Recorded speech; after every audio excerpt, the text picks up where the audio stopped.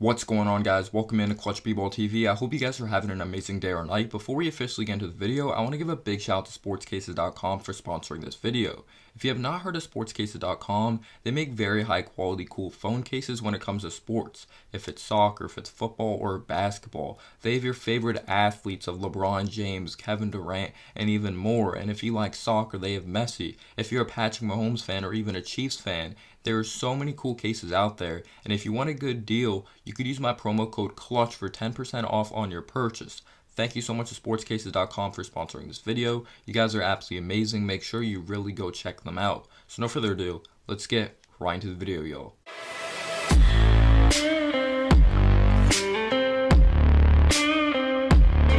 Alright guys, as today I'm going to be talking about Obi Toppin, and this is not going to be a very positive video. I already know there's some Knicks fans out there that are real, there's some Knicks fans that are very optimistic, and I'm one of those Knicks fans that I like to look at an optimistic point of view, but I'm also real at the same time when I'm talking about my New York Knicks or the NBA in general. That's pretty much how I am with every sport, if it's even the NFL. I don't really watch MLB that much.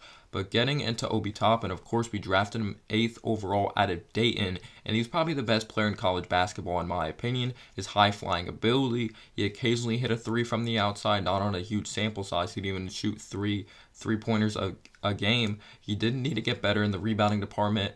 His defense had to get better for sure because he guards too high on pick and rolls and he can be caught flat-footed for sure. And an underrated aspect of his game is definitely passing the basketball, and you would like to see more consistency out of the post. And the big knock was he was definitely 22 years old coming out. He's going to be 23 in March, and some people don't think he's polished enough to be taken that high. Of course, he was projected top 5, but there is a reason he fell. It's probably because he's 22 years old and he's not specifically great at anything. Yes, he's shown flashes of hitting 3 balls. He showed flashes of being in the post, flashes of being a good passer. That was the problem. There was tons of flashes, but there was no consistency of being great at one thing. Yes, he may be all right at certain things in his game, but he could definitely get better in some departments of his game for sure on both ends of the floor, specifically defense. And that's a great start, having a guy of Tom Thibodeau and a good coaching staff of Johnny Bryant, bringing in a guy of Kenny Payne. You have Mike Woodson there. Of course, he was the New York Knicks head coach. Last time the Knicks were good, they had him. And I know what you guys are going to say. Karl-Anthony Towns had Tom Thibodeau. He did not get better on defense, but I really do think Obi Toppin has the character of he wants to get better on the defense side of the basketball. I'm not saying Karl-Anthony Towns is lazy, but Obi Toppin is a very aware player, and he knows he needs to get better on that side of the basketball. And in his first preseason game, he was solid in my opinion. They really put him in the position to be successful with the New York Knicks in the first game. They had him cutting to the basket. There was one play that was amazing. Obi Toppin, some people thought he was going to shoot the 3-ball, he was going to drive all the way, and it wouldn't have been a high-quality shot. So instead, he made a beautiful pass to Knox in the corner. Knox went on to facilitate or drive to the basket, and then had a nice pass to give it up to Obi Toppin, throwing it down and showing off his athleticism. So Obi Toppin's he's a very aware player that knows where to be on the basketball court. Again, he needs help defensively. He could be caught flat-footed, doesn't have the greatest of footwork on that side of the ball, but he showed some patience in the post. But it all comes down to consistency when it comes to patience in the post for sure, because he's still getting acclimated to the NBA speed of the game. Yes, he could be this polished guy coming out of college, or at least polished when it comes to college standards, not the NBA. But yes, you could be 22 years old entering the NBA, but there's still a lot to learn because you're playing professionally. You're not playing up against college athletes anymore. These guys are grown men, but he showed potential from downtown in his second game. His second game, he really did not play well, in my opinion, at all. And I think a big part of that comes down to we do not have a point guard. Yes, we could hate on Tom Thibodeau, but we did not give Tom Thibodeau the proper personnel. You got to be able to shoot the 3 in today's NBA. And Elfrid Payne, he did a solid job running the offense. But when we did have Obi Toppin in the game, in the substitutions, we had Dennis Smith Jr. in there, and he can't consistently run an offense whatsoever. He's sloppy with the basketball. When he went back court, it was just awful. Dennis Smith Jr. is not consistent running an offense whatsoever. And if we want Obi Toppin to be good, we need to put him in the position to be successful. If it's screen and rolls, pick and pop situations, he did make 1 3, but there were certain situations I thought he could have stepped in. Like, there was literally no one near him. He could have took a dribble in and that type of thing. He has potential to be a good ball handler. He's not great. It can be sloppy at times. I think he needs to be more physical in the post. Sometimes he fades away. One play, he went to drive up against Suku, and Suku literally knocked him off the block. Yes, he did draw the foul, but he looks soft in that certain situation. In my opinion, I do think he's a player that has it up here, which means he's mentally smart. He's a very smart basketball player. He's willing to get better and he's very aware. But there's definitely things he has to work on when it comes to his game. Maybe he could put his feet more spread apart. He needs a bigger base. When it comes to his jump shot, the defense still needs work. There were some foul calls I did not agree with at all. But he definitely needs to get better positioning himself on that side of the basketball. Again, he's an underrated playmaker. He was starting to lose the ball in transition, but then he gave it up for a beautiful pass in transition, which you love to see. He's a team basketball player, and he wants to win. And he led that Dayton program to a winning resume before, of course, the virus. I thought he would have rose up draft boards even more if they saw that team in the tournament, because I thought Obi Toppin would have been so much fun to watch in March Madness. But of course, the COVID did happen, and the world. But now we're going to be talking about this because you guys saw the title and you guys are probably really confused by the title. Can Obi Toppin break the curse? And this is what I'm going to be talking about. We all know that phrase, history repeats itself. And hopefully Knicks fans, history does not repeat itself when it comes to Obi Toppin. As I'm going to be talking about the history of the 8th overall pick. We've had the 8th overall pick before. We drafted Frank Ntilikina, Jordan Hill, Channing Frye, who ended up being a very solid player, but he was not a New York Knicks for very long. But we're going to be looking back to the date of 2000 of the 8th overall picks, and we're going to be looking at that list, and they have not been consistently successful whatsoever. So when a lot of people say Frank Ntilikina is a bust, I'm like, based off what resume though? Based off of what resume? As the latest pick of the 8th overall pick in 2019 was Jackson Hayes. We don't know what he's going to be. Looks like he's going to be a nice energy guy and a good big man. Maybe for the Pelicans as a backup role. You have Colin Sexton. You could say he's a solid basketball player. I don't think he's the greatest of playmakers and consistencies on the defense side of the basketball. He's a dog scoring the ball though. You have Frank Ntilikina. He's been a solid defensive player. Has shown he can't consistently put pressure on the defense whatsoever. He picks up the basketball and the half court setting, and it really makes the offense stagnant. But I think he has some things he brings to the game. But is he going to live up to a lottery pick? No, he's not. Marquise Chris. He's been not much. Again, an energy guy for the terrible Warriors team, but he was nothing for the Suns. Originally drafted by the Kings. Stanley Johnson. He's a big-time bust. Nick Stauskas, he's a bust. He was just out of the league. I believe he's back in the league now. Kentavious Caldwell-Pope, maybe you could say he was a solid player for the Lakers and Pistons when he was with Detroit. You got Terrence Ross. You could say he's a solid player. Brandon Knight. Okay. Al-Farouq Aminu. Solid defensive player. Jordan Hill. Nothing. Joe Alexander. Brandon Wright. Rudy Gay and Jamal Crawford are probably the best 8th overall picks in my opinion. Jamal Crawford, is he going to be a Hall of Famer? No, I do not. But I do not think he'll be a Hall of Famer, but he had a solid NBA career, in my opinion, when it comes to Jamal Crawford. I believe he's still a free agent. We all know how much he was how fun he was to watch. He got buckets, and it was cool watching him in a Knicks uniform for sure. Then Channing Frye, solid shooter, and then Rudy Gay had a good NBA career. Has had a good NBA career, in my opinion. I like what he's doing with the Spurs, bringing some veteran leadership, and he's still getting buckets. But yes, Obi Toppin needs a point guard to succeed. He needs someone that could set him up, and this Knicks team is not doing him any favors. In the preseason, drafting him, of course, we had Julius Randle on the squad. Obi Toppin's 22 years old. He's supposed to be an instant impact guy. He's going to be 23 in March. We can't stunt this man's development anymore, and I know we can't just hand out minutes. I understand that. We can't just hand out undeserved minutes of guys that have had no NBA experience. Look at the Detroit Pistons, though. They're starting Killian Hayes over Derrick Rose. I guarantee if that was the Knicks, they would start Derrick Rose over Killian Hayes because they would say Killian Hayes is not ready. But these guys have to make mistakes. These guys aren't going to be perfect on the court. They could watch all they want from the bench and learn, but it doesn't mean that they're going to produce right away on the court, even after watching from the bench. Being in the game, having that live action is totally different from watching. You could be a quarterback. For example, Jordan Love could sit behind Aaron Rodgers for 3 years. He could be on the bench watching everything, but he doesn't know how it is to take a hit yet. He doesn't know how to overcome adversity, make certain tight window throws yet at the NFL level to certain receivers and certain coverages. You need to let these guys make mistakes and then learn from them. I'm not taking the Fizdale approach of, just play them and don't hold them accountable. Let these guys learn, but hold them accountable. I'm tired of seeing Elfrid Payne out there. Yes, you can say he's the most consistent point guard of running the offense. You can say that.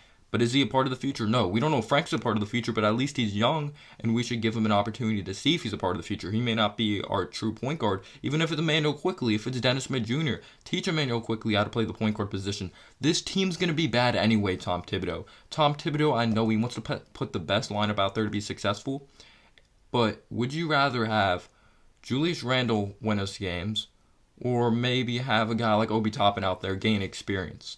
We're not improving as a basketball team if we have Julius Randle, Elfrid Payne out there, and Alec Burks, even though I like Alec Burks, he's not a part of the future.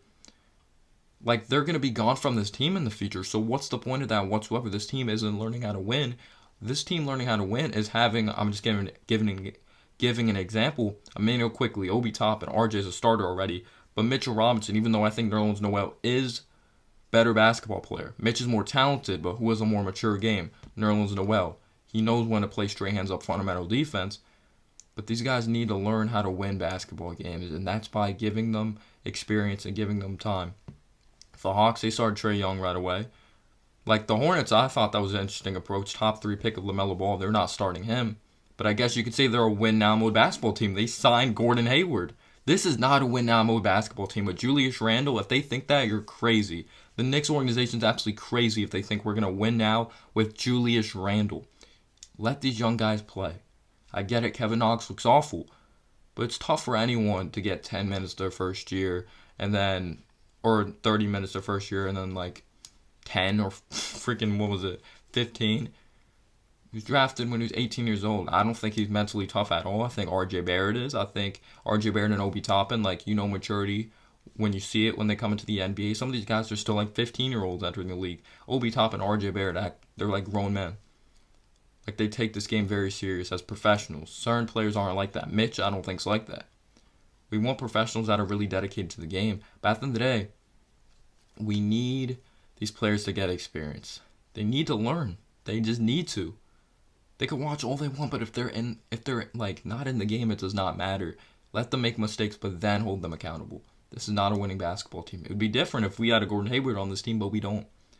But yeah, the history of the 8th overall pick does not look great. I think Obi Toppin has a good head on shoulders, and he's going to work hard, and he's very aware. So we'll see if he breaks that curse. And again, he needs a point guard to set him up. The Knicks need to get him cut into the basket, set up some plays that play throughout his strengths. He didn't prove he's a knockdown shooter at Dayton. So don't just have him outside on the perimeter. He didn't prove he could be a knockdown shooter. I get it, they played him on the block a lot. But you have to go off of what you truly see. Yes, he has potential from downtown, but was he like raining 3, shooting 8 a game? Like Porzingis had a fluid motion, and we knew Porzingis was truly a shooter coming out of Latvia. Obi Toppin's not truly a shooter. He can't truly put the ball on the floor. It's sloppy. He's going to get better, though. He is still a rookie, even though he's 22 years old. But that's definitely not a great sample size when it comes to the 8th overall pick. Now, getting into the block percentage. Again, this is like a history video. Hopefully this does not happen for the New York Knicks. Getting into the 8th overall pick. We are going to be talking about notable bigs who finished with a lower pre-draft block rates. Like coming out of college, the average is like 6. You want to have like a 6 block rate. And these players finished with lower than a 6% block rate drafted in the lottery. Cody Zeller, Noah Vonleh, Marquise Chris, Jallo Okafor, Frank Kaminsky, Henry Ellenson, TJ Leaf, and Caleb Swanigan. Have those guys been anything great in the NBA? Henry Ellenson, he's trash. Caleb Swanigan, maybe you could say he flashes, but he's not a great NBA player. TJ Leaf, he's not great. Doesn't look like a lottery pick. Frank Kaminsky showed flashes. Marquise Chris, like energy guy, not anything. Cody Zeller, you could say he's been like a solid producing player for the Charlotte Hornets. Noah Vonleh, solid. Jallo Okafor, but any of those guys really great. Jallo Okafor, he's a terrible defensive player. Henry Ellenson, terrible defensive player. Caleb Swanigan, there's one, like, I don't know if he's back in in proper shape, but at one point he wasn't in good shape. Maybe that's why he's not great defensively. Frank Kaminsky's not great defensively. TJ Leaf's not great. Noah Vonleh, he was actually had solid stints when he was solid defensively, but no one there is really great defensively. Maybe you could say Cody Zeller and Marquise Chris. So those percentages, and like again, you can't dictate how good someone is defensively based off like their steals or blocks, the stats and that type of thing. Frank Ntilikina is a solid defensive player, but he's not averaging like 2 steals a game. Sometimes like Stats don't dictate it, but I'm just going off of hopefully history does not repeat itself because I want Obi Toppin to be successful. He's from New York. You want him to be successful. And now getting into bigs who recorded block percentages higher than 6%. That includes Joel Embiid. You could make the debate him or Jokic, best center in the NBA.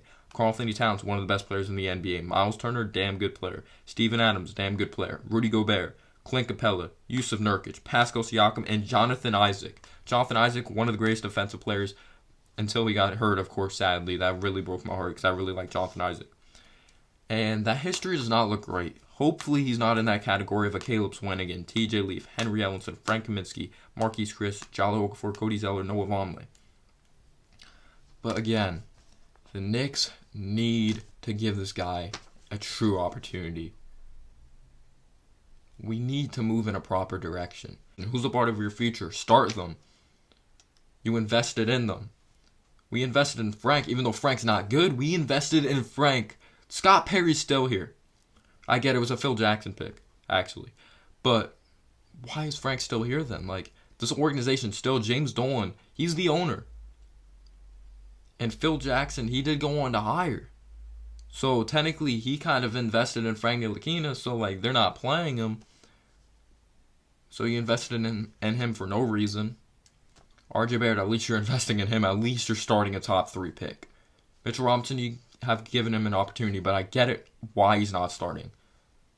Does not have a mature style of play. Hasn't added anything to his game. Looks like the same player since his rookie year. I was about to say he looks disciplined defensively his first game. And then that was the big thing. Inconsistency with Mitch. He doesn't look like he's added anything to his post. He's not attempting any jump shots. Like, make a free throw before you hit a 3. Foul trouble. Like, boxing out on defense. Like, a lot of people were talking about him being the center of the future right away. Like, gotta have patience. I don't think he'll be our center of the future. He needs to show me way more. He's far away from being our center of the future.